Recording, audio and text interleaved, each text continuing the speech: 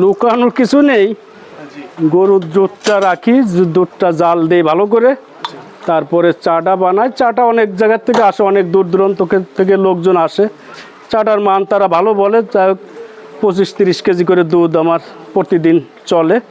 আসসালামু আলাইকুম দর্শক শ্রোতা, আমি মোহাম্মদ রুবেল শেখ। আমি এই মুহূর্তে রয়েছি নড়াইলের একটি নামকরা স্থান, সেটা হচ্ছে মধুমতি যে নদী রয়েছে সেই নদীর পাশে একটি অন্যতম আকর্ষণ একটি দোকান, চায়ের দোকান, যেখানে মূলত শুধু চাই বিক্রি করা হয়। এবং এই চা খেতে আমার মনে হয় নড়াইল সহ নড়াইলের বাইরের অন্যান্য এরিয়ার যত লোকজন আছে তারা কিন্তু এখানে এই চা খেতে আসেন। এই জায়গার নাম হচ্ছে শেরবার।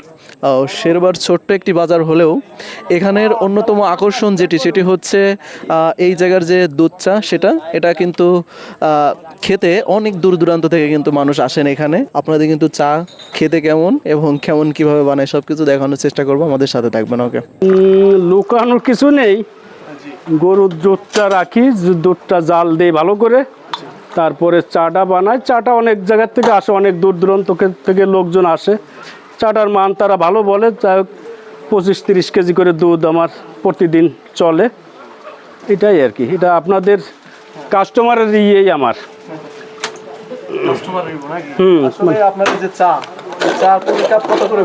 প্রতি কাপ বিক্রি করি 15 টাকা। 15 টাকা? হ্যাঁ, 15 টাকা করে। আসলে সর্বোচ্চ কত দূর থেকে আপনার এখানে এসেছে মানুষ চা খেতে?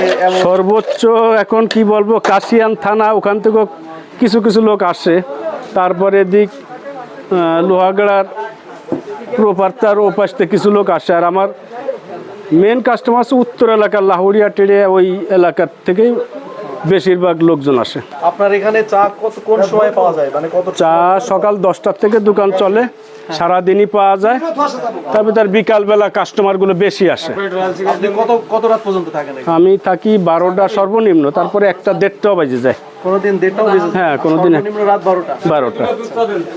প্রতিদিন আপনি মানে কত কেজি দুধ বিক্রি করেন এখানে? 25-30 এরভাবে চলে।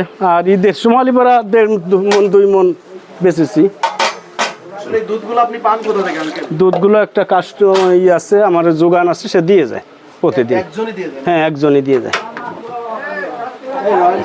চা দিছে যে আপনাদের।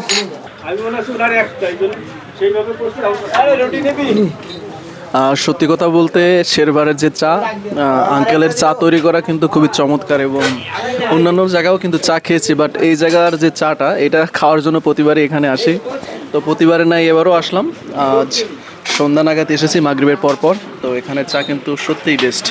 আর এই জায়গার চা খেতে কিন্তু এই যে নড়াইল কেন্দ্রিক যত মানুষ নয়, এর বাইরের এলাকার মানুষও কিন্তু এখানে চা খেতে আসেন।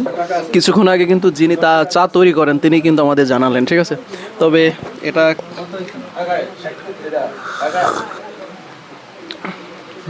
খাঁটি গরুর দুধ এবং হালকা সরদিয়াতে এই চারগুলোর যে ফ্লেভারটা, সেটা কিন্তু অনন্য স্থানে নিয়ে গিয়েছে, যে কারণে মূলত এখানে অনেক দূর থেকে মানুষ চা খেতে আসেন। আপনারাও কিন্তু এখানে এসে এই শেরবারের যে দুধ চা, এটা ট্রাই করতে পারেন।